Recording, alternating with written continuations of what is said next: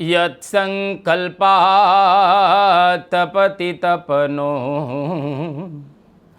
વાતિ વાત સમિંધે વહ નિર્ધત્તે ધરણીરુદધી લંઘતે નૈવ વેલાં સોયં શ્રીમાન નિખિલ જગતાં અંતરાત્માવતીર્ણો ધર્મં રક્ષन् દિશતુ કુશલમ સ્વામિનારાયણો નઃ. ભગવતે શ્રી સ્વામિનારાયણાય નમો નમઃ. શ્રી અક્ષર પુરુષોત્તમાભ્યામ નમો નમઃ. શ્રી ગુણાતીતાનંદ સ્વામી મહારાજાય નમો નમઃ. શ્રી ભગતજી મહારાજાય નમો નમઃ. શ્રી શાસ્ત્રીજી મહારાજાય નમો નમઃ. શ્રી યોગીજી મહારાજાય નમો નમઃ. શ્રી પ્રમુખ સ્વામી મહારાજાય નમો નમઃ. શ્રી મહંત સ્વામી મહારાજાય નમો નમઃ. પરમ પૂજ્ય મહંત સ્વામી મહારાજના કરકમળો દ્વારા લખાયેલો આ સત્સંગ દીક્ષા ગ્રંથ, જેની પારાયણ આપણે સાંભળી રહેલા છીએ. અત્યાર સુધી 262 શ્લોકો આપણે સાંભળી ચૂકેલા છીએ. આજે પરમ પૂજ્ય સ્વામી શ્રી આપણને 263માં શ્લોકની અંદર આગળ વાત કરી રહેલા છે. ગચ્છેત્યદા દર્શનાર્થમ ભક્તજનો હરેર્ગુરોઃ રિક્તેન પાણિના નૈવ ગચ્છેત્તદા કદાચન. ભક્તજને ભગવાન કે ગુરુના દર્શન ક્યારેય ખાલી હાથે ન જવું. અહીં આગળ પરમ પૂજ્ય સ્વામી શ્રી આપણને કહી રહેલા છે કે ભક્તજને ભગવાન કે ગુરુના દર્શને ક્યારેય ખાલી હાથે ન જવું. અર્થાત જ્યારે આપણે ભગવાનના મંદિરે અથવા તો ગુરુની પાસે જઈએ ત્યારે ખાલી હાથે ન જવું, પરંતુ કંઈક લેતું જવું, કંઈક આપણે અર્પણ કરવું. એક શિષ્ટાચાર રહેલો છે. ગુરુ અને દેવનું ઋણ આપણે માથે રહેલું છે અને એ ચૂકવવા માટે જ આ આપણે કંઈક સાથે લઈ જવું જોઈએ. આવી એક અર્પણ કરવાની ભાવના આની અંદર રહેલી છે. સાથે કંઈક લઈ જવું. સગુરુમ એવા વિગચ્છેત સમિત પાણી શ્રોત્રિયમ બ્રહ્મનિષ્ઠમ. આ મુંડક ઉપનિષદની અંદર વાત કરવામાં આવેલી છે. સગુરુમ એવા વિગચ્છેત, ગુરુની પાસે જવું જોઈએ. સમિત પાણી, હાથમાં સમિધના લાકડા લઈને. કારણ કે એ વખતે ગુરુના આશ્રમોની અંદર યજ્ઞ ચાલતા હતા, એટલે કંઈક ને કંઈક આપણે યજ્ઞની અંદર ઉપયોગી સામગ્રી લઈ અને ગુરુના દર્શન કરવા માટે જવું જોઈએ. આ વાત આપણા ઉપનિષદોની અંદર બતાવવામાં આવેલી છે. સ્મૃતિ ગ્રંથોની અંદર પણ આવી જ વાત બતાવેલી છે. રિક્ત પાણીર ન ગચ્છેત રાજાનમ શ્રોત્રિયમ ગુરુમ. એટલે કે ખાલી હાથે કોઈ દિવસ રાજાની પાસે, કોઈ એવા શ્રોત્રિય પુરુષની પાસે અને ગુરુની પાસે ન જવું જોઈએ. આપણે આમે પાર્ટીમાં કે લગ્નમાં કે બર્થડેમાં કે સસરાને ઘેર કે સગાવાલાને ઘેર જઈએ છીએ ત્યારે કંઈક ને કંઈક આપણે લેતા જઈએ છીએ અને આપીએ પણ છીએ. એમ મંદિરમાં અથવા તો ગુરુના દર્શન કરવા માટે જઈએ ત્યારે કંઈક આપવું, પોતાની શક્તિ પ્રમાણે આપવું. મંદિરની અંદર અથવા તો ગુરુના દર્શને કંઈ પણ આપવું, બસ એવી વાત પરમ પૂજ્ય સ્વામી શ્રી આપણને અહીંયા આગળ કહી રહેલા. પોતાની શક્તિ પ્રમાણે આપવાની વાત કરે છે. કંઈ વધારે આપવાની પરમ પૂજ્ય સ્વામીશ્રી આપણને વાત કરી રહેલા નથી, અને આ શાસ્ત્રોક્ત રહેલું છે. તો એ વાત કરીને હવે 264 અને 65 આ બે શ્લોકની અંદર પરમ પૂજ્ય સ્વામીશ્રી આપણને બતાવી રહેલા છે. આદિત્ય ચંદ્ર યોર્ગ્રાહ કાલે સત્સંગી સમે પરિત્યજ્ય ક્રિયા સર્વા કર્તવ્યમ ભજનમ હરે નિદ્રાંચ ભોજનમ ત્યક્ત્વા તદૈકત્રોપવિશ્ય ચ કર્તવ્યમ ગ્રાહમુક્ત્યંતમ ભગવત કીર્તનાદિકમ. સર્વે સત્સંગીઓએ સૂર્ય કે ચંદ્ર ગ્રહણ કાળે સર્વ ક્રિયાઓનો ત્યાગ કરી અને ભગવાનનું ભજન કરવું. તે સમયે નિદ્રા તથા ભોજનનો ત્યાગ કરીને એક સ્થળે બેસીને ગ્રહણ પૂર્ણ થાય ત્યાં સુધી ભગવત કીર્તનાદિ કરવું. આ પરમ પૂજ્ય સ્વામી શ્રી ગ્રહણ સમયે શું કરવું જોઈએ એનું માર્ગદર્શન બે શ્લોકની અંદર આપી રહેલા છે. ગ્રહણ સમયે નિદ્રા અને અન્ય ક્રિયાઓનો ત્યાગ કરી અને ભજન કીર્તન કરવું. આનો સાર એટલો જ રહેલો છે. ટૂંકમાં કહીએ તો જ્યારે ગ્રહણ થાય એ વખતે આપણે સૂતા ન હોવા જોઈએ અને અન્ય ક્રિયાની અંદર પ્રવૃત્ત ન હોવા જોઈએ, પરંતુ એ વખતે ભગવાનનું ભજન કરવું અને કીર્તન કરવું. આ બંને શ્લોકનો આ પ્રકારે સાર રહેલો છે. હવે બહુ સુંદર આના સંદર્ભની અંદર સ્વામી શ્રી આગળ સમજાવી રહ્યા છે. ગ્રાહ મુક્તો સવસ્ત્રમ હિ કાર્યમ સ્નાનમ સમેર્જનૈ ત્યાગીભિશ્ચ હરિ પૂજ્યો દેયમ દાનમ ગૃહસ્થિતૈ.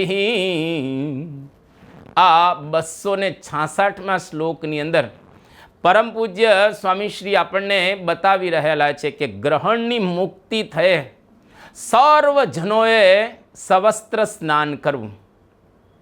એમાં જે ત્યાગીઓએ ભગવાનની પૂજા કરવી અને ગૃહસ્થોએ દાન કરવું.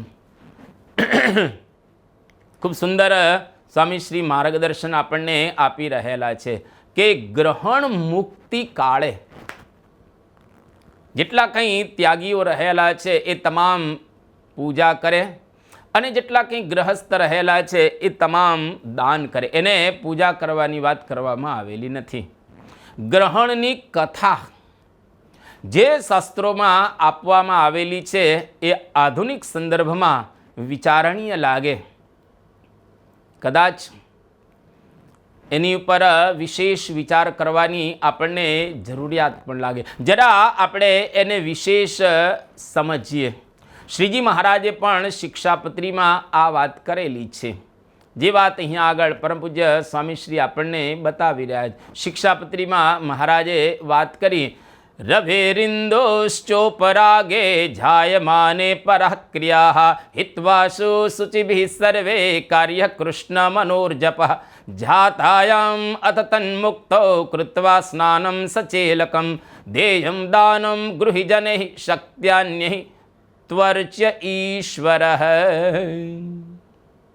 આ શ્રીજી મહારાજે વાત કરી છે કે ગ્રહણ સમયની અંદર બધી જ ક્રિયાઓને છોડી પવિત્ર થઈ અને સ્નાન કરી અને વસ્ત્રની સાથે એમાં જે સંતો હોય ગૃહસ્થ હોય એના માટે શું શું કરવું એ પણ મહારાજ બતાવી રહ્યા છે. સંતોએ પૂજા કરવી અને ગૃહસ્થોએ શક્તિ પ્રમાણે દાન કરવું. પણ બંને સ્નાન કરવાની તો વાતો અહીંયા આગળ સ્વામી શ્રી મહારાજ કહી રહેલા છે. પૌરાણિક કથાઓ આના સંદર્ભની અંદર ઘણી બધી આપણે જોઈએ છીએ, સાંભળીએ છીએ. પુરાણની અંદર જબરજસ્ત કથાઓ આના સંદર્ભમાં કહેવામાં આવેલી છે. શ્રીમદ ભાગવતની અંદર સમુદ્ર મંથન થયા પછી અમૃત ત્યાં આગળ નીકળે છે અને એ અમૃત દાનવોના હાથમાં આવી જાય છે. એ વખતે ભગવાન મોહિની સ્વરૂપ ધારણ કરે છે અને મોહિની સ્વરૂપ ધારણ કરેલા ભગવાન એ મોહ પમાડી અને દાનવો પાસેથી આ અમૃત લઈ લે છે. અને દેવ અને દાનવ બંનેની જે હરોળ કહેતા લાઈન એ કરવાનું ભગવાન કહે છે. અને ભગવાન કે હું બધાને સરખે ભાગે એ વહેંચી દઉં. અને દેવોને ભગવાન આપવાનો પ્રારંભ કરે છે. રાહુ દૈત્ય દેવનો વેશ ધારણ કરી અને સૂર્ય અને ચંદ્રની વચ્ચે એ બેસી ગયો. મોહિનીએ તેને અમૃત પાયું, કારણ કે પંક્તિમાં ભેદ તો કરાય નહીં. સૂર્ય અને ચંદ્રે ભગવાનને ઓળખાણ આપી અને એ વખતે ભગવાને સુદર્શન ચક્રથી એનું માથું ઉડાડી દીધું. અમૃત ગળાની અંદર તો ગયું હતું, પણ પછી માથું ઉડાડી દીધું એટલે માથું અમર થઈ ગયું, કારણ કે ગળાની અંદર અમૃત ગયું હતું. અને ધડ એ નીચે પડ્યું અને માથું ઉપર. એ ગ્રહ એટલે કે આ જે રાહુ નામનો દૈત્ય હતો એ દૈત્યનું મસ્તક અમર થઈ ગયું અને પોતાની પોલ ઉઘાડી જેને પાડી એવા સૂર્ય અને ચંદ્ર. હવે આ સૂર્ય અને ચંદ્રને રાહુ અમુક પૂનમે કે અમાસે એને હેરાન કરે. સૂર્ય અને ચંદ્રને, આ સૂર્ય અને ચંદ્રને જે હેરાન કરે એને ગ્રહણ કહેવામાં આવે છે. આ ભાગવતની અંદર લાંબી કથા છે, પણ આપણે એનો સાર ટૂંકમાં આ પ્રમાણે કહ્યો. સૂર્ય ચંદ્રની મુક્તિ માટે આ બંને દેવતાઓ રહેલા છે, એની મુક્તિ માટે આપણે પ્રાર્થના કરવી, ભજન કરવું. ગ્રહણના વિધિ નિષેધો પણ શાસ્ત્રોની અંદર બતાવવામાં આવ્યા છે.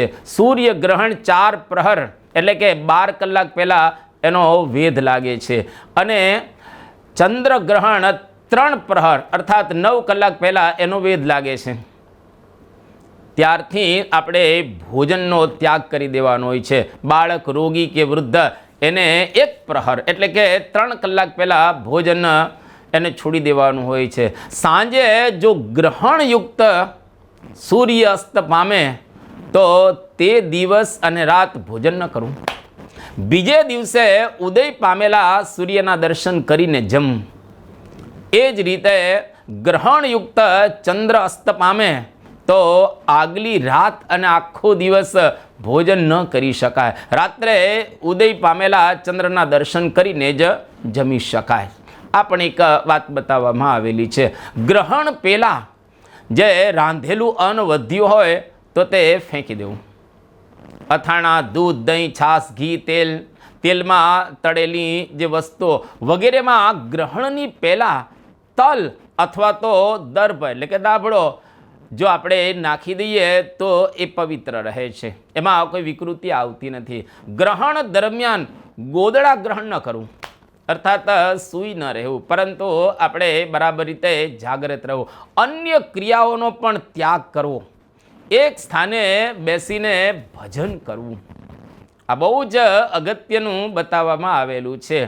ગ્રહણ દરમિયાન શણ, દર્ભ, ઊન, રેશમ આ સિવાયના જે વસ્ત્ર આપણે પહેરેલા હોય તમામ પહેરેલા વસ્ત્રો વપરાયેલા કે અડેલા હોય એ બધા જ સહિત ગ્રહણને અંતે આપણે વસ્ત્ર સાથે સ્નાન કરવું, નાહવું. અને સ્નાન પૂર્ણ કર્યા પછી ગ્રહણ દરમિયાન સ્પર્શ ન કર્યો હોય એવા ધોયેલા વસ્ત્ર, શુદ્ધ અને પવિત્ર વસ્ત્ર આપણે ધારણ કરવા. આ પણ નિયમ બરાબર રીતે આપણે સમજવાનો. ગ્રહણ છૂટવાના આનંદમાં અને ભગવાનનો આભાર માનવા માટે ગૃહસ્થે યથાશક્તિ દાન કરવું. હવે ત્યાગી પાસે તો પૈસા ન હોય એટલા માટે ત્યાગીઓએ ભગવાનની પૂજા કરવી. આનો ખૂબ વિસ્તાર સત્સંગી જીવન ગ્રંથની અંદર 5મા પ્રકરણમાં 19મા અધ્યાયની અંદર આપેલો છે, પણ આ તો ટૂંકમાં મેં આપને વાત જણાવી. ગ્રહણની કથા ભલે વૈજ્ઞાનિક સંદર્ભમાં બંધ બેસતી નથી. અત્યારે વિજ્ઞાન ખૂબ આગળ વધેલું છે, એટલે કદાચ આ સંદર્ભની અંદર બંધ બેસતી ન લાગે, પણ એમાં જે વાતનો નિષેધ થયો છે તેને વૈજ્ઞાનિક સાબિતી મળી છે. આ વાસ્તવિકતા રહેલી છે. કદાચ કથા એ બંધ બેસતી ન લાગે, પણ વૈજ્ઞાનિકોએ એ ગ્રહણ વખતે જે વસ્તુનો નિષેધ કરેલો છે એ તો ખરેખર અત્યારના યુગની અંદર પણ એટલી જ પ્રેક્ટિકલ છે.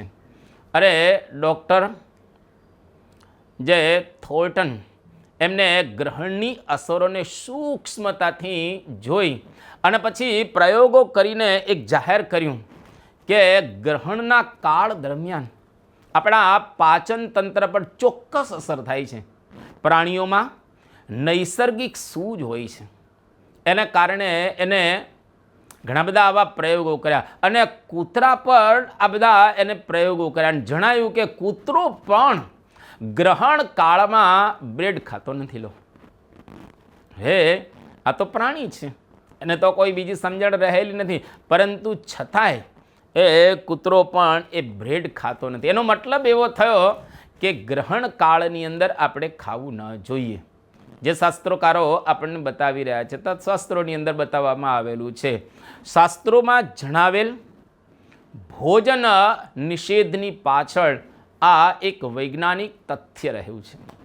ગ્રહણમાં જેમ ભોજનનો નિષેધ છે, એમ તેને સીધું જોવાનો પણ શાસ્ત્રમાં નિષેધ બતાવવામાં આવેલો છે.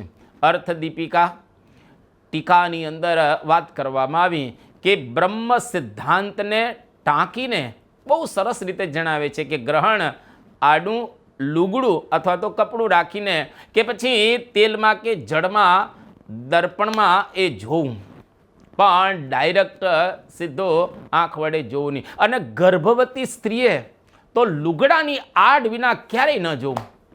આ કેટલું સરસ બતાવવામાં આવ્યું, જેની ડાયરેક્ટ બાળક ઉપર અસર ન પડે. ખગ્રાસ ગ્રહણ વખતે જો આડ વગર જોવામાં આવે તો આંખની ખરાબ અસરો થાય છે, અને એ વાત વૈજ્ઞાનિકોએ પણ સિદ્ધ કરેલી છે. એટલે આધુનિક યુગમાં પણ ગોગલ્સ, ચશ્મા વગેરે પહેરીને જ ગ્રહણ જોવું જોઈએ એવું વૈજ્ઞાનિકોએ પણ સૂચન કરેલ છે. ટૂંકમાં કહીએ તો એના જે નિયમો છે એ બરાબર રીતે અત્યારના આધુનિક યુગમાં પણ મળતા આવે છે. પરમ પૂજ્ય સ્વામીશ્રી ગ્રહણના નિયમોનું દ્રઢતાપૂર્વક પાલન કરે અને કરાવે. પરમ પૂજ્ય પ્રમુખ સ્વામી મહારાજના જીવનની અંદર પણ આપણે જોયું છે, અને આજે મહંત સ્વામી મહારાજ પણ ગ્રહણના નિયમો એકદમ બરાબર પાડે છે. પરમ પૂજ્ય પ્રમુખ સ્વામી મહારાજ વડોદરાની અંદર એક વખત વિરાજમાન હતા. એક હરિભક્તને ત્યાં ગ્રહણનો વેદ શરૂ થાય એ પહેલાં જમી લીધું, પછી બપોરે 4:30 વાગે સંતોએ નારિયેળનું પાણી આપ્યું, પણ વેદ શરૂ થઈ ચૂકેલો હતો એટલે ન જ પીધું. જો તારીખ 9/1/2001 પોષી પૂનમનો દિવસ હતો. પરમ પૂજ્ય પ્રમુખ સ્વામી મહારાજ ભાદરાની અંદર વિરાજમાન હતા, અને આજે રાત્રે કહેતા એ દિવસે ખગ્રાસ ચંદ્ર ગ્રહણ હતું. વેદ બપોરે 3થી લાગી જતો હતો, એટલે બપોરનું ભોજન રોજ કરતાં 1 કલાક મોડું રાખેલું, અને ભોજન બાદ પલંગ ઉપર આરામ માટે બિરાજ્યા સ્વામીશ્રી. વિવેક સાગર સ્વામી એ કહે છે કે મેં નિર્ણયમાં વાંચ્યું છે, સ્પષ્ટ લખ્યું છે કે વૃદ્ધો, અશક્તો અને બાળકોએ સૂર્યાસ્ત પછી વેદ પાળવો, ત્યાં સુધીમાં જમી શકાય છે. સ્વામીશ્રી કે અત્યારે તો હું વૃદ્ધ પણ ન કહેવાઉં, અશક્ત પણ ન કહેવાઉં, અને 3 ટાઈમ વ્યવસ્થિત જમું છું, બીજું કોઈ તકલીફ શરીરની અંદર રહેલી નથી. વિવેક સાગર સ્વામીએ કહ્યું કે પણ નિર્ણયમાં લખેલું છે ને. સ્વામીશ્રી કહે આપણને એમાંથી કોઈ કલમ લાગુ પડતી નથી. બીમારી ન કહેવાઉં. સૌ બધા મૌન એકદમ થઈ ગયા. આરામ કર્યા બાદ સાંજનો ક્રમ પણ પરમ પૂજ્ય સ્વામીશ્રીનો યથાવત રહ્યો. રાત્રે જાગરણ હોવાથી 9:30 વાગે આરામમાં પધાર્યા. સૂતા સૂતા કોઠારી ધર્મકુંવર સ્વામીને કહેવડાવ્યું કે હરિભક્ત ઉતારામાં સૂતા હોય તો બાર પહેલાં બધાને જગાડી દેશો, બધા જ સભામાં આવે. યુવકોને કહેજો કે રૂમે રૂમે જઈને તપાસ કરે, કોઈ ગોદડા ગ્રહણ ન કરે. રાત્રે 12 વાગે એટલે બધાને વ્યવસ્થિત રીતે જગાડી દેવા. અને રાત્રે 12 વાગ્યે પરમ પૂજ્ય સ્વામીશ્રી ગરમ શાલ ટોપી ધારણ કરી અને રૂમની બહાર આવી ગયા. સભામાં સ્વામીશ્રી પધાર્યા.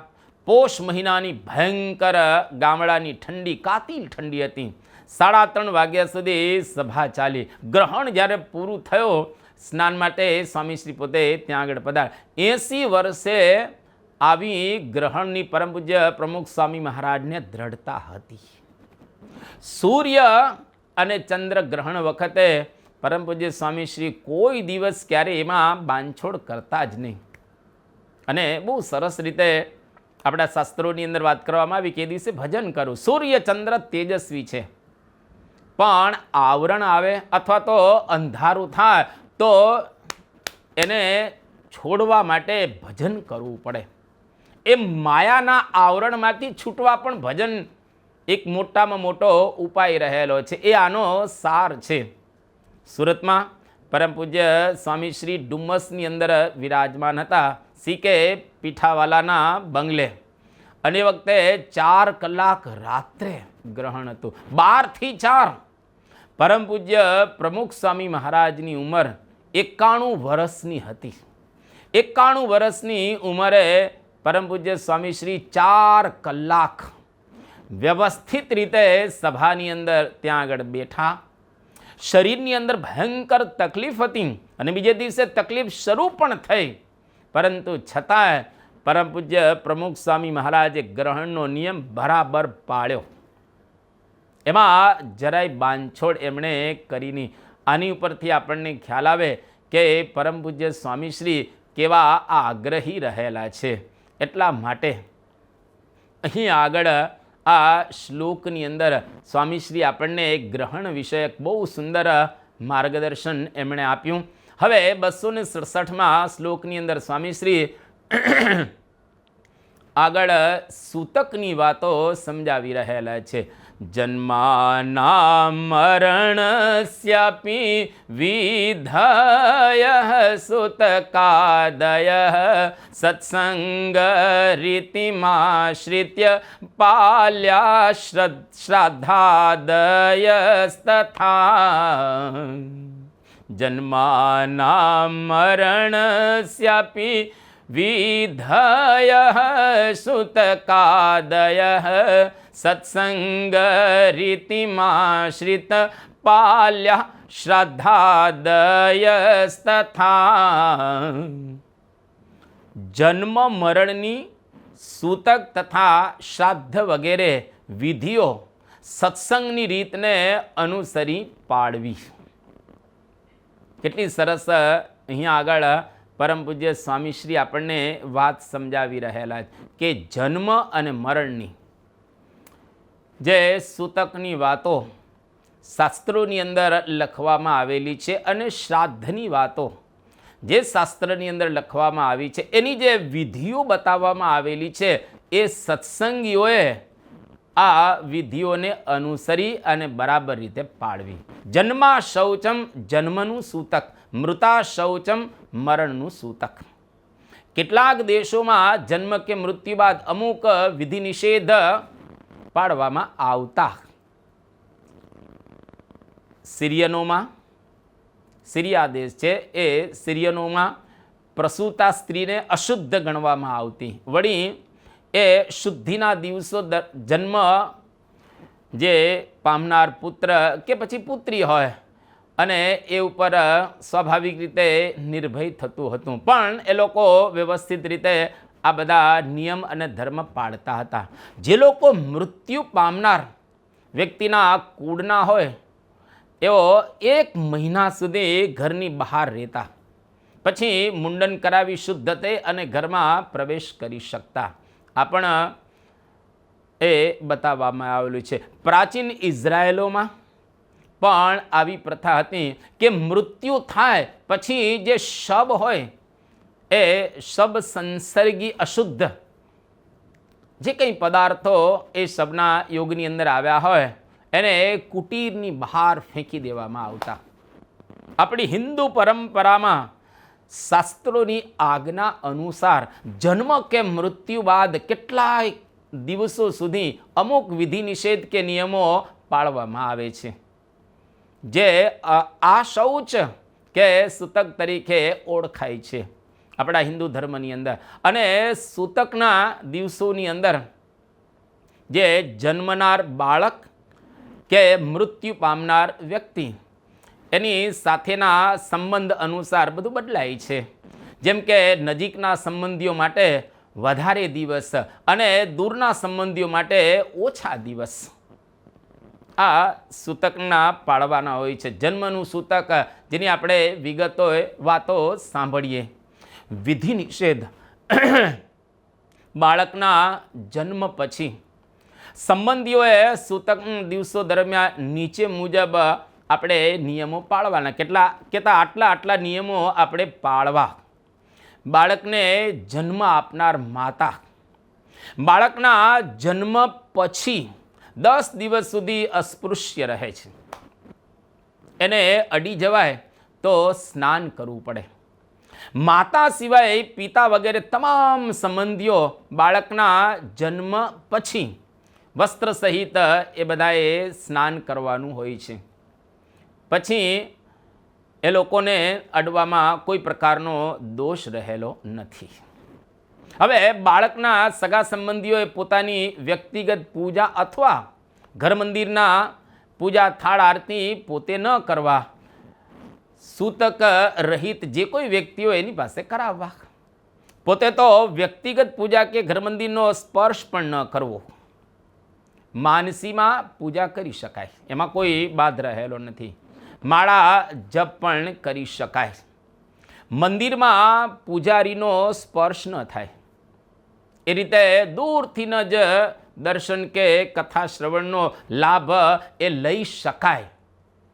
આવી વાત સ્પષ્ટ કરવામાં આવી છે. આ બધા નિયમો શાસ્ત્રોક્ત બતાવી રહેલો છું.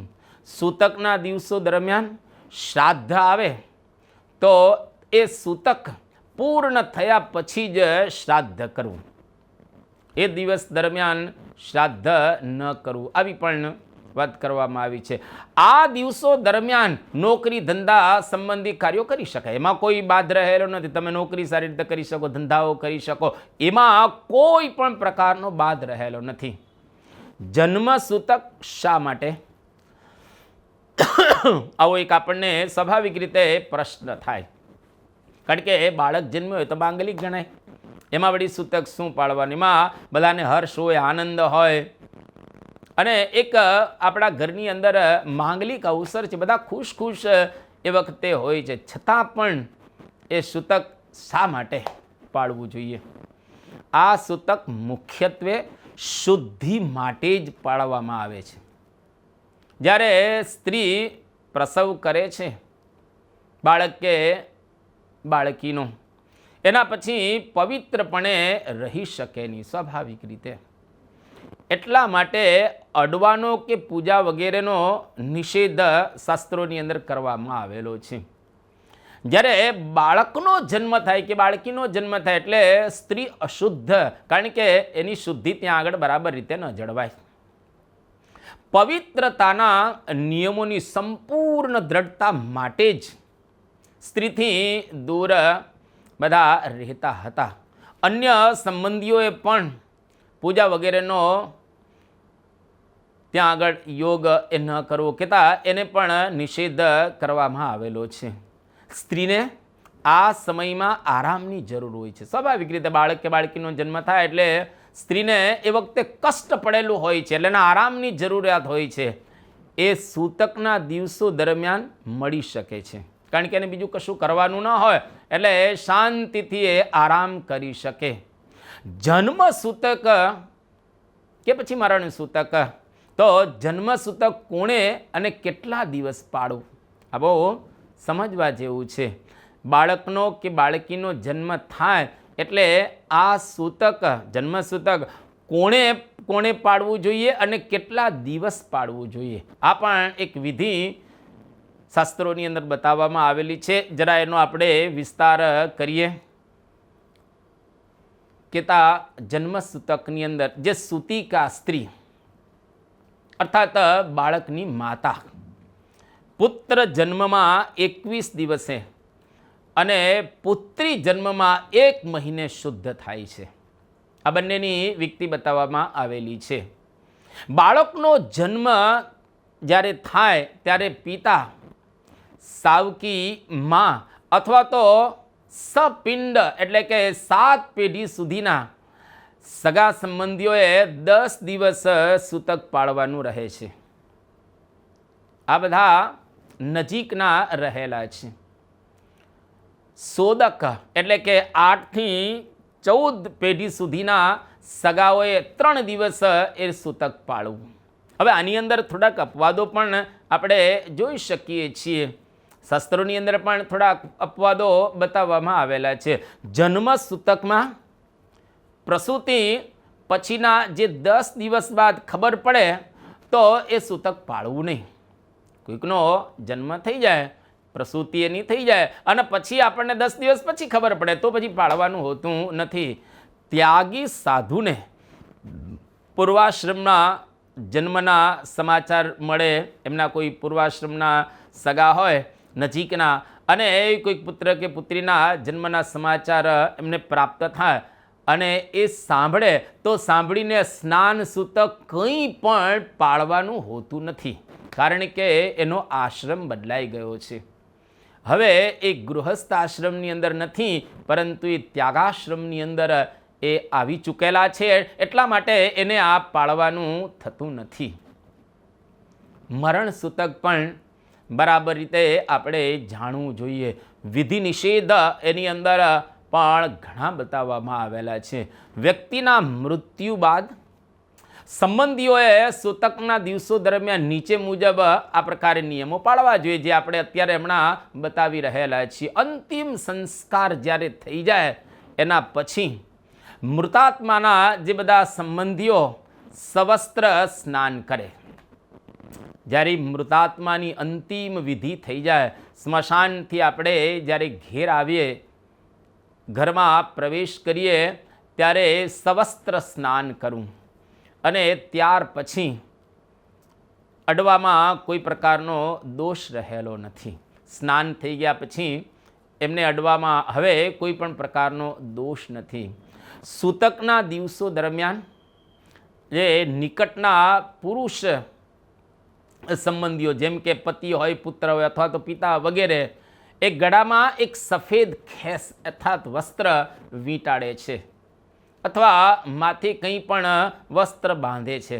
પત્ની, દીકરી વગેરે મહિલા સંબંધીઓ સફેદ, કોઈ જ્ઞાતિમાં કાળા કે મરૂન વસ્ત્ર પણ પહેરતા હોય છે અને એના ઉપરથી બીજાને પણ ખ્યાલ આવે કે આ લોકોના ઘરે સૂતક રહેલું, એટલા માટે આ સફેદ, કાળા કે મરૂન વસ્ત્ર ધારણ કરવામાં આવે છે. અન્ય વિધિ નિષેધ જે કંઈ જન્મ સૂતક પ્રમાણે જ આ બધા મૃતકના પણ એ સમજવા, એટલે એનો અહીંયા આગળ આપણે વિશેષ આ વિસ્તાર કરતા નથી, પણ એટલું આપણે સમજી લેવું. અને એમાં મંદિર સંબંધી પણ જે વિધિ અને નિષેધ છે એની પણ આપણે ચર્ચા કરી લે. શબને કોઈ પણ જુએ, એ પુરુષ કે કોઈ પણ, તો શબને જોનાર પુરુષ મંદિરની અંદર ઠાકોરજી પાસે ન જઈ શકે. હા, ઠાકોરજીના દર્શન ચોક્કસ કરી શકે, પરંતુ એ પુરુષને જો ભગવાનની નજીક જવું હોય તો ભગવાનની નજીક એ ન જઈ શકે. શબ જોવાઈ ગયું હોય તો એની શુદ્ધિ રાત્રે ચંદ્ર કે નક્ષત્રોના દર્શનથી થાય છે. રાત્રે જ્યારે આપણે નક્ષત્રના કે ચંદ્રના દર્શન કરીએ એ વખતે આપણે શુદ્ધ અને પવિત્ર બની જતા હોય છે. શબને કદાચ અડ્યા હોઈએ અને અડ્યા પછી સવસ્ત્ર સ્નાન કરવું પડે અને ત્યાર પછી ઉપર પ્રમાણે જે કંઈ નિયમો હમણાં આપણે બતાવ્યા એ પણ આ બધા જ નિયમો એને પણ લાગુ પડે છે. અને મંદિરના પ્રાંગણની અંદર કોઈ મૃત્યુ પામે, એ પછી સંત હોય કે ગૃહસ્થ હોય, કોઈ પણ મંદિરના પ્રાંગણની અંદર કે મંદિરના પરિસરની અંદર એ મૃત્યુ પામે અને શબ હોય ત્યાં સુધી આરતી થાળ કે કોઈ ઉત્સવ થઈ શકે નહીં. આ એક જબરજસ્ત વિવેક શાસ્ત્રોની અંદર બતાવવામાં આવેલો છે, એ પણ આપણે સમજવું જોઈએ. મરણ સૂતક શા માટે? હવે વ્યક્તિને વડાવી દીધેલો જ છે, હવે બધું પૂરું થઈ ગયું છે, તો એ શા માટે? અદ્ભુત આપણા શાસ્ત્રોએ એનો વિચાર પણ કરેલો છે કે આ મરણ સૂતક શા માટે આપણે પાળવું જોઈએ, એની પણ વાતો અહીંયા આગળ અદ્ભુત રીતે આપણા ઋષિઓએ કશું જ છોડ્યું નથી, બધું જ વ્યવસ્થિત રીતે એ બતાવી દીધું. મરણ સૂતક શા માટે? તો મૃતાત્મા એના અપવિત્ર શબને સ્પર્શ કરેલો હોય એને કારણે આપણે અપવિત્ર થઈ જતા હોઈએ છીએ. અપવિત્ર અગ્નિની જે બધી સમીપની અંદર આપણે જઈએ એના કારણે પણ આપણે બધા અપવિત્ર થઈ જતા હોઈએ છીએ. સંબંધીઓ પણ એ પ્રકારે અપવિત્ર બની જાય જો આપણે એમનો સ્પર્શ કરીએ તો. એટલે મૃતાત્માની સાથે જેને જેટલો નિકટ સંબંધ હોય એને એટલા વધારે દિવસ અપવિત્રતાના નાશ માટે સાવધાન રહેવું પડે છે. આ બહુ અગત્યનું બતાવવામાં આવેલું છે. આ સાવધાનીથી સંબંધીઓમાં શારીરિક અને કુટુંબ પુનઃ પવિત્ર થાય છે. શરીર પણ પવિત્ર થાય અને કુટુંબ પણ એના દ્વારા પવિત્ર થાય છે. સમાજ પણ પવિત્ર થાય છે. પરિણામે ગામ, રાજ્ય, દેશ બધું જ પવિત્ર થાય છે. એ ભાવના ઋષિ મુનિઓએ સેવેલી છે. હજારો વર્ષોથી આ સનાતન સંસ્કૃતિ આપણી ચાલી આવે છે અને એની અંદર આ પ્રકારના જે ઋષિઓએ નિયમો બનાવેલા છે, જે શુદ્ધિ માટે બનાવેલા છે. સ્મશાન યાત્રા, બેસણામાં અથવા તો સૂતક દ્વારા ભારતીય સંસ્કૃતિએ દુઃખને હળવું કરવાના પ્રયત્નો કર્યા છે. એટલું યાદ રાખવું. મૃતાત્મા પ્રત્યે લાગણી દર્શાવવા માટે આ નિયમો આપ્યા છે. બીજો કોઈ આ નિયમ આપવાનો અર્થ રહેલો નથી. ક્યારેક સંબંધીઓ કદાચ દૂર દેશની અંદર રહેતા હોય અને તેઓ લાગણીના ખરેખર તંતુથી મૃતાત્માની સાથે જોડાયેલા, આપણે જાણીએ છીએ આ બધા સંબંધીઓને મૃત્યુની જાણ જ્યારે થાય, હવે દૂરદેશની અંદર રહેલા છે તો એ દૂર દેશમાં પણ એનું સ્મરણ ત્યારે જ રહે કે જ્યારે એ લોકો આ નિમિત્તે કંઈક વિધિ કરે અથવા તો કંઈક નિયમ પાડે. આના દ્વારા નજીકના સંબંધીઓ અમુક દિવસો સુધી સવિશેષ ધાર્મિક પ્રવૃત્તિઓમાં જોડાય છે. સ્વાભાવિક રીતે સૂતકના દિવસો દરમિયાન મનથી વિશેષ પ્રાર્થના વગેરે થાય. એટલા માટે પણ બાહ્ય પૂજાનો એક નિષેધ કરવામાં આવેલો છે. મરણ સૂતક અર્થાત મૃતક કોણે કેટલા દિવસ પાળવું એની પણ વિગત શાસ્ત્રોની અંદર બતાવવામાં આવેલી છે.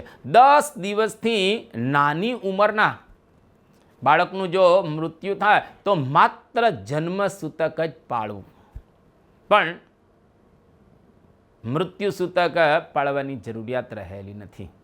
નામકરણથી દાંત આવે અને ત્યાં સુધીમાં બાળકનું મૃત્યુ થાય તો સપિંડો એટલે કે સપિંડોએ માત્ર સ્નાન કરવું. એના જે પિંડના હોય બધા એ લોકોએ સ્નાન કરવું. દાખલા દાંત પછી બાળકને આવે અને ત્યાર પછી આમ 3જા વર્ષમાં જો એનું મૃત્યુ થાય તો સ્નાન કર્યા પછી 3 દિવસનું એને સૂતક પાળવાનું રહે છે, કારણ કે એને દાંત આવી ગયા છે અને દાંત આવ્યા પછી 3 વર્ષમાં એનું ગમે ત્યારે મૃત્યુ થાય. 5મા વર્ષથી આશરે લગભગ 8 વર્ષ સુધીમાં મૃત્યુ થાય તો સંપૂર્ણ એને સૂતક પાળવાનું રહે છે. સપિંડના મરણની અંદર 10 દિવસનું અને સોદકના મરણની અંદર 3 દિવસનું સૂતક પાળવાનું રહે છે, વસ્ત્ર સહિત સ્નાન વગેરે કરીને. 8મા વર્ષ પછી મૃત્યુ થાય કોઈ પણનું તો સંપૂર્ણ એને સૂતક પાળવાનું રહે છે. સપિંડના મરણની અંદર 10 દિવસનું અને શોધકના મરણની અંદર 3 દિવસનું એને સૂતક પાળવાનું રહે છે, વસ્ત્ર સહિત સ્નાન કરીને. એટલું યાદ રાખવું. સપિંડોએ વાગદાન અર્થાત સગાઈ એની થયેલી હોય તો કન્યાના મરણમાં 3 દિવસનું અને વાગદાન ન થયું હોય તો 1 દિવસનું સૂતક પાળવાનું રહે છે.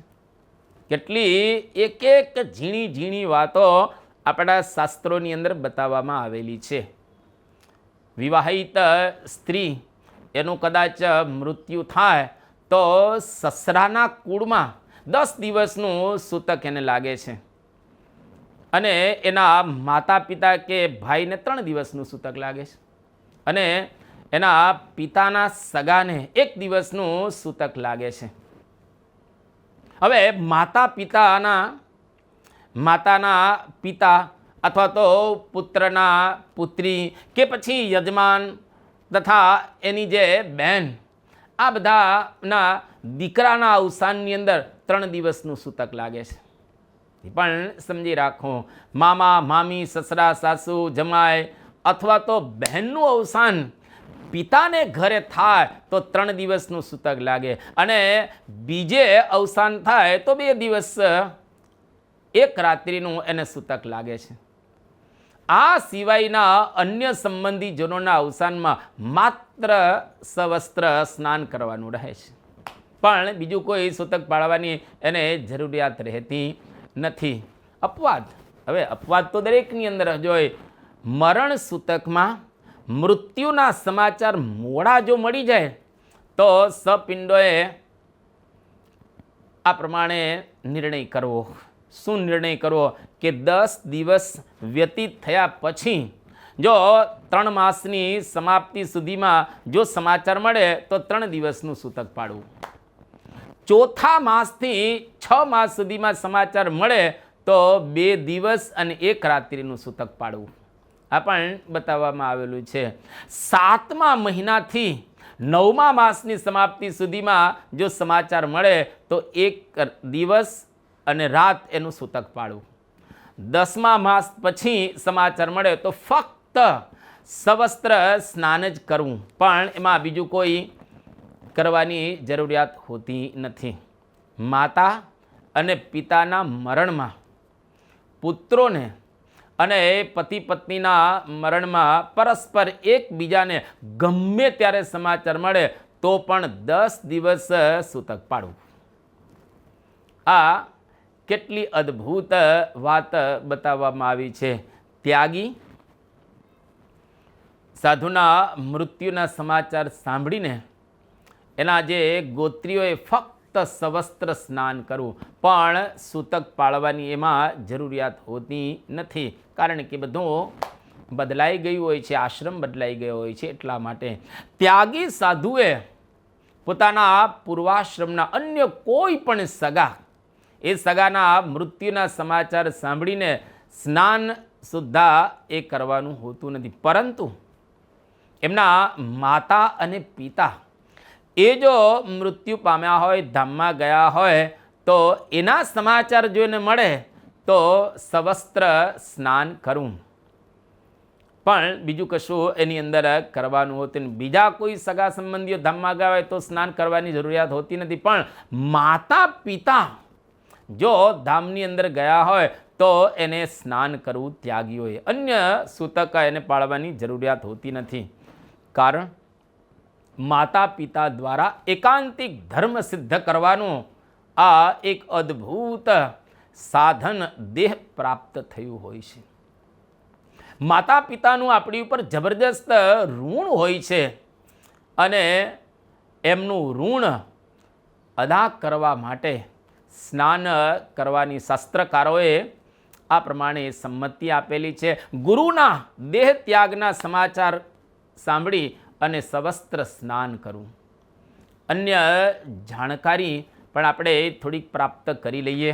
બંને સૂતક માટે અપવાદ તો રહેલા છે. એટલું યાદ રાખવું, બંને સૂતકને માટે અપવાદો આ પ્રમાણે છે જ. એ અપવાદોને પણ આપણે જરા સમજી લઈએ, જેથી કરીને આ વિષય છે અતિશય આપણા જીવનની અંદર આપણે કહીએ એને ઉપયોગી થાય અને એના દ્વારા આપણે સમાજની અંદર ખૂબ શુદ્ધ અને પવિત્રપણે રહી શકીએ. બંને સૂતક સ્વસ્થ મનુષ્યોને જ પાળવાના છે. વૃદ્ધ હોય, અશક્ત હોય કે રોગી હોય કે બીમાર હોય, એમને સૂતકના નિયમો લાગુ પડતા નથી. કેટલા શાસ્ત્રો પ્રેક્ટિકલ રહેલા છે. અતિવૃદ્ધ, અશક્ત કે રોગાતુર કોઈ હોય તો એ વ્યક્તિ આપણે સમજી શકીએ છીએ કે સ્નાન કરવા પણ અસમર્થ હોય છે.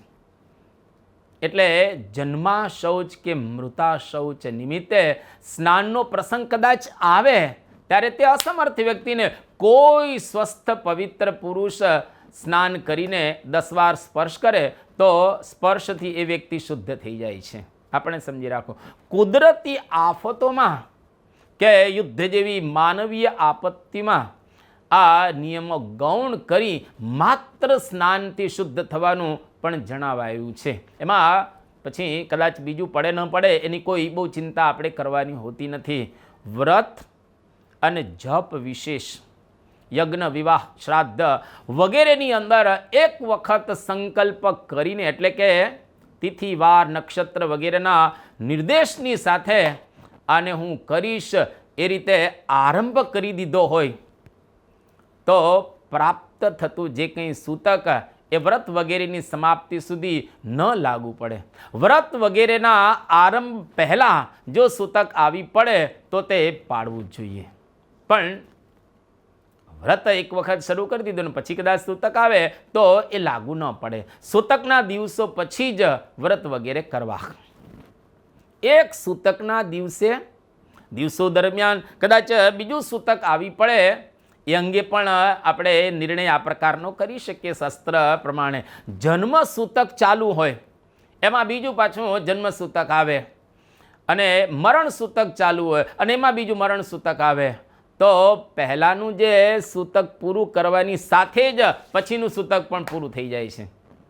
પછીનું સૂતક એ જુદું પાળવાનું હોતું નથી. જો એક સૂતક ચાલતું હોય અને એના 10મા દિવસે બીજું 10 દિવસનું સજાતીય જન્મ કે મરણ સૂતક આવી પડે અને 10મા દિવસની રાત્રિ માત્ર બાકી રહી હોય તો તે 10મા દિવસથી વધુ બીજા 2 દિવસ સૂતક પાળવાથી આ બધું જ સૂતક આવી જાય છે ને સૂતક પૂર્ણ થઈ જાય છે. કેટલી ઊંડી વાતો આ શ્લોકોની અંદર આપણા શાસ્ત્રકારોએ આપણા ગ્રંથોની અંદર કરેલી છે. મરણ સૂતકના જન્મ સૂતક આવી પડે કદાચ એ વખતે તો મરણ સૂતકથી જન્મ સૂતક ટળી જાય છે, અર્થાત પાળવું પડતું પછી નથી. 10 દિવસના જન્મ સૂતક દરમિયાન 10 દિવસનું મરણ સૂતક આવી પડે તો 3 દિવસ બાદ 10 દિવસ અલગ જ પાળવા પડે. આ એક સમજી રાખવાનું. આ રીતે આવી પડેલું બીજું સૂતક ચાલુ હોય એ દરમિયાન આગલા મરણ નિમિત્તેના એકાદશાદિક જે 9 શ્રાદ્ધ સમય અને ક્રમ પ્રમાણે પુત્ર વગેરે સંબંધીઓએ કરી જ શકે છે. શ્રાદ્ધ વિધિ દરમિયાન તે શુદ્ધ ગણાય. શ્રાદ્ધ વિધિ પત્યા પછી બીજા સૂતકને લીધે ફરી અશુદ્ધ ગણાય. ટિપ્પણી યાદ રાખવું.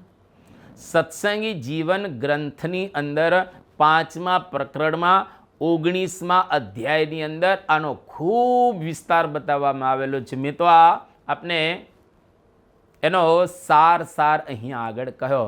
ટૂંકમાં બંને સૂતકોના પાલનથી અને રીતે સુખ દુઃખમાં સહભાગી થવાથી વ્યક્તિ વચ્ચે, કુટુંબ વચ્ચે અને આપણે કહીએ કે પરિણામો સમાજમાં સંપની ભાવનાઓ દ્રઢાવવામાં આવે છે. આ બધા સૂતકો દ્વારા આપણે એક સમાજની અંદર સંપની ભાવના આપણી જળવાઈ રહે એના માટે આ બધી પ્રવૃત્તિઓ એ કરવામાં આવે છે. ભગવાન સ્વામિનારાયણે આવી આજ્ઞા દ્વારા ભારતીય પ્રણાલિકાને જાળવી રાખી છે. અને ભગવાન સ્વામિનારાયણ એ ભારતીય સનાતન સંસ્કૃતિની પ્રણાલિકાઓ જે છે એને બધી પ્રણાલિકાઓને એમણે જાળવી રાખી છે. ભગવાન સ્વામિનારાયણે જબરજસ્ત આ સંસાર ઉપર, ગુજરાત ઉપર, ભારત ઉપર અને સમગ્ર વિશ્વ ઉપર એક મોટો ઉપકાર કર્યો. અને એ સંસ્કૃતિની પુષ્ટિ આજે આ સંપ્રદાયની અંદર થઈ રહેલી છે. અત્યારે પરમ પૂજ્ય મહંત સ્વામી મહારાજ પણ આ બધા જ નિયમ અને ધર્મ પોતે પાળે છે અને પડાવી પણ રહેલા છે અને પોતે એનો ખટકો પણ રખાવે છે કે આ બધા હરિભક્તો વ્યવસ્થિત રીતે જન્મ મરણ વગેરેના એ સૂતકો પાડે. પણ આપણે જાણીએ છીએ પ્રમાણે યુગ પ્રભાવી કરીને એની અંદર જે નિયમો છે એમાં ફેરફાર ભગવાન પોતે કરી શકે અથવા તો ભગવાનને જેને ધારણ કર્યા હોય એવા જે એકાંતિક પરમ એકાંતિક જે સંત હોય એની અંદર એ કંઈ પણ નાનો મોટો સુધારો પોતે કરી શકતા હોય છે. પરમ પૂજ્ય મહંત સ્વામી મહારાજ જે અત્યારે આપણા ગુરુદેવ રહેલા છે એ પરમ પૂજ્ય મહંત સ્વામી મહારાજ એમણે અને પરમ પૂજ્ય પ્રમુખ સ્વામી મહારાજ એમણે આપણા દરેક સત્સંગીઓ માટે એમણે એક બહુ સરસ અને અત્યારના યુગ પ્રમાણે પ્રેક્ટિકલ આપણને વાત કરેલી છે કે આપણે સત્સંગીઓએ જન્મ કે મરણના સૂતક માટે એક દિવસનું સૂતક પાળવાનું રહે છે. પરમ પૂજ્ય સ્વામીશ્રી આ પ્રમાણે આપણને આદેશ અથવા તો વાત કરી રહેલા છે. કોઈ વધારે પાડે તો એમાં કંઈ બાદ રહેલો નથી, પણ એક દિવસથી આપણે શુદ્ધ અને પવિત્ર થઈ શકીએ છીએ. એટલે આપણા આ ઋષિઓએ, મુનિઓએ, સાધુઓએ આ એક જે નિયમો સમાજની અંદર ઉપસ્થિત કરેલા છે કે ઘડેલા છે એ ખરેખર આધુનિક સંદર્ભની અંદર પણ આપણને કોઈક વખત એવું લાગે, પરંતુ આ બધા નિયમો બહુ જ વ્યવસ્થિત હોય છે અને એ નિયમો પ્રમાણે જો આપણે બરાબર રીતે વર્તીએ તો આપણા જીવનની અંદર પણ આપણે ખૂબ શુદ્ધ અને પવિત્ર રહી શકીએ. ખાસ તો એટલું જ અગત્યનું રહેલું છે કે આધ્યાત્મિક માર્ગ પવિત્રતાનો માર્ગ રહેલો છે. જો આપણે પવિત્ર હોઈએ તો પરમ પવિત્ર એવા પરમાત્માને પ્રાપ્ત કરી શકીએ. જો આપણે અશુદ્ધ હોઈએ તો આપણું મન, અંતઃકરણ વગેરે પણ અશુદ્ધ રહે, એને લઈ અને પરમાત્માને આપણે પ્રાપ્ત ન કરી શકીએ. એટલે શરીરની શુદ્ધિ, ઘરની શુદ્ધિ, સંસ્કારની શુદ્ધિ એની વાતો આ મહાન પુરુષોએ સ્મૃતિ ગ્રંથોની અંદર અને શાસ્ત્રોની અંદર કરેલી છે. એટલે જો આપણે એને બરાબર રીતે અનુસરીએ તો આપણે શરીર દ્વારા પણ શુદ્ધ રહી શકીએ, મન દ્વારા પણ આપણે શુદ્ધ અને પવિત્ર રહી શકીએ, જેથી કરીને પરમ પિતા એવા પરમાત્માને પ્રાપ્ત કરી શકે. તમામ ધર્મોની અંદર એક વાત તો સુનિશ્ચિતપણે બતાવવામાં આવેલી છે કે જ્યાં સુધી આપણે શુદ્ધ અને પવિત્ર ન થઈએ ત્યાં સુધી પરમાત્માને પ્રાપ્ત કરી શકતા હોતા નથી. એટલા માટે શુદ્ધ અને પવિત્રતા એ ખૂબ જ અગત્યની રહેલી છે. એના માટે આ બધા જન્મ અને મરણના એ સૂતક રહેલા છે. ટૂંકમાં જન્મ વખતે અને મરણ વખતે શુદ્ધિની વાતો એ બતાવવામાં આવેલી છે. એટલે શુદ્ધિ ખૂબ અગત્યની છે. આમે કોઈ પણ જગ્યાએ શુદ્ધ વાતાવરણ હોય તો આપણને આનંદ આવે, કોઈકનું ઘર શુદ્ધ હોય તો પણ મજા આવે, કોઈકનું શરીરને કપડાં શુદ્ધ હોય તો પણ આપણને મજા આવે કે આનંદ આવે, અથવા તો આપણા ઘરની અંદર પણ શુદ્ધતા હોય તો આપણને રહેવાનો એક જબરજસ્ત આનંદ આવતો હોય છે. ટૂંકમાં સાર એટલો જ કે જીવનની અંદર શુદ્ધતા અને પવિત્રતા રાખવી, જેના દ્વારા આપણે ભગવાનને પ્રાપ્ત કરી શકીએ. એટલો જ આની અંદર ભાવાર્થ કે સાર રહેલો છે. આપણે સત્સંગીઓ બધા રહેલા છીએ એટલે જન્મ અને મરણના જે સૂતક છે એના માટે એક દિવસનું આ પ્રમાણે સૂતક પાડવું, એવી પરમ પૂજ્ય સ્વામીશ્રીએ આપણને વાત કરેલી છે. તો પરમ પૂજ્ય સ્વામીશ્રીના આદેશ પ્રમાણે આપણે પણ એને અનુસરવું, અને કદાચ કોઈક વધારે પાડે તો એમાં કોઈ પ્રકારનો બાદ રહેલો નથી, પરંતુ સમાજ પ્રમાણે, અત્યારનો વાતાવરણ પ્રમાણે આ પ્રમાણે સ્વામીશ્રીએ આપણને વાત કરેલી છે. અને ગુરુની આજ્ઞા એટલે ઈષ્ટદેવ એવા ભગવાન સ્વામિનારાયણની એ આજ્ઞા કે એમની આ વાત આપણે સમજી શકીએ છીએ. તો અહીં આગળ આ 267મા શ્લોકની અંદર પરમ પૂજ્ય સ્વામીશ્રીએ જે સૂતકની વાતો કરેલી છે અને સૂતક પાળવાની જે આપણને વાત કરેલી છે એ આપણે બરાબર રીતે પાડીએ, અને એની અંદર જે કંઈ આપણા બધા નિયમો બતાવવામાં આવેલા છે એ નિયમોને પણ બરાબર સમજી રાખીએ, અને પછી જે પ્રમાણે આપણે અનુસરવાનું હોય એ પ્રમાણે આપણે અનુસરી અને આપણું જીવન શુદ્ધ અને પવિત્ર બનાવી શકીએ અને ભગવાનને પ્રાપ્ત કરી શકીએ એવી ભાવના આની અંદર રહેલી છે. અહીંયા આગળ આ 267મો શ્લોક એને આપણે પૂર્ણ કરીએ છીએ, અને સાથે સાથે આજની પારાયણને પણ આપણે પૂર્ણ કરી રહેલા છીએ. 2 મિનિટ ધૂન બોલાશે અને ત્યાર પછી ધ્યેય મંત્ર અને વિદાય શ્લોક બોલી અને આજની પારાયણને આપણે વિદાય આપીશું. સ્વામિનારાયણ નારાયણ નારાયણ, સ્વામિનારાયણ નારાયણ નારાયણ, સ્વામિનારાયણ સ્વામિનારાયણ, સ્વામિનારાયણ સ્વામિનારાયણ, સ્વામિનારાયણ નારાયણ નારાયણ, સ્વામિનારાયણ નારાયણ નારાયણ. ગુણાતીતં ગુરું પ્રાપ્ય બ્રહ્મરૂપં નિજાત્મનઃ, વિભાવ્ય દાસભાવેન સ્વામિનારાયણં ભજે. શ્રીહરિં સાક્ષરં સર્વદેવેશ્વરં